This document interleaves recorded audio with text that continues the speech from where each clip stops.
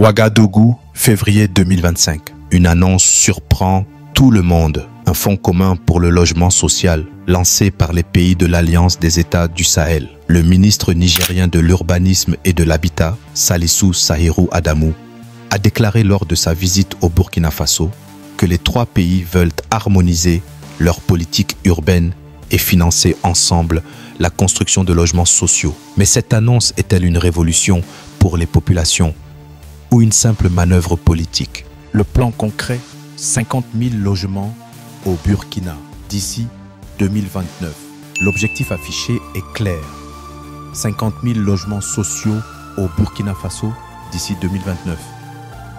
Les travaux ont déjà commencé avec l'engagement de mobiliser des ressources locales pour stimuler l'économie et créer des emplois.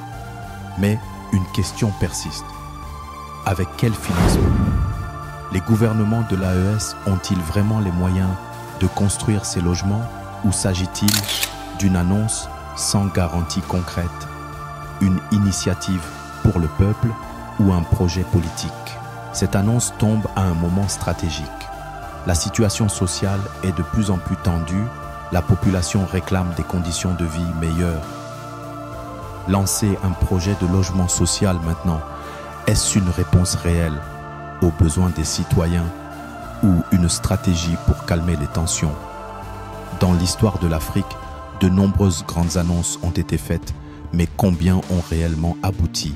Donc, ministre de l'urbanisme du Burkina et celui du Mali, dans le cadre donc, de voir comment est-ce qu'on peut harmoniser effectivement donc, les textes sur l'urbanisme, discuter sur nos différentes politiques, nos différentes expériences que nous avons chacun dans son pays, essayer donc de discuter par rapport à ça et éventuellement faire un transfert de compétences pour vraiment offrir à nos États et aux citoyens un cadre de vie décent. Problème majeur, transparence et accessibilité. Un projet de cette ampleur pose une question essentielle.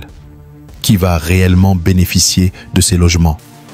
Seront-ils attribués aux familles les plus démunies ou finiront-ils entre les mains de privilégiés proches du pouvoir? Et surtout, comment garantir que ce fonds commun soit géré de manière transparente et sans corruption? L'enjeu est énorme. Un projet mal géré pourrait ruiner la crédibilité de l'AES. Un test crucial pour l'AES, l'avenir du fonds commun. Ce projet de logement social est une opportunité unique pour les pays de l'AES de montrer qu'ils peuvent bâtir une Afrique forte et indépendante. Mais une question reste en suspens.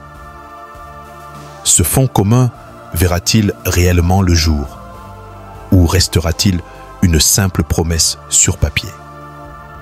Dites-nous en commentaire. Ce projet est-il une vraie avancée ou un coup politique de plus? Abonnez-vous pour suivre l'évolution de ce dossier et décrypter les grands enjeux politiques du Sahel. Et pour ce faire, les infrastructures routières sont très importantes pour accompagner la reconquête du territoire. Plusieurs projets ont vu le jour, notamment en matière de construction de routes tant dans nos villes et dans nos campagnes. Dans ce sens également, il a été créé l'initiative Faso-Miabou, qui devra donc à terme pouvoir doter chaque région d'une brigade de construction de routes. Déjà, les équipements pour les premières brigades sont en route et dans quelques jours, elles pourront être opérationnelles et devront commencer à agir pour le bonheur donc, de nos forces combattantes pour leur mobilité sur les champs de bataille et aussi doter certaines zones qui depuis là n'ont pas de route, de bonnes routes pour qu'ils puissent communiquer. Qui parle de route, parle aussi d'écoulement de nos produits.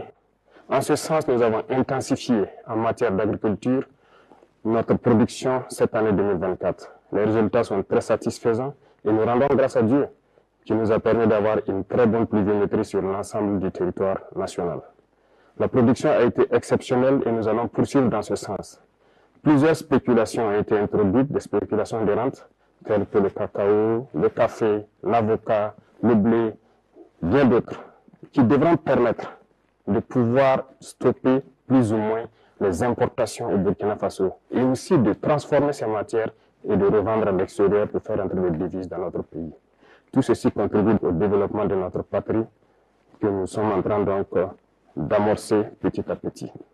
Sur le volet de l'élevage, plusieurs projets ont été menés au cours de l'année 2024, notamment donc le renouvellement du cheptel à travers donc plusieurs initiatives, mais également nous sommes en train de mettre en place un système pour l'alimentation du bétail et du poisson.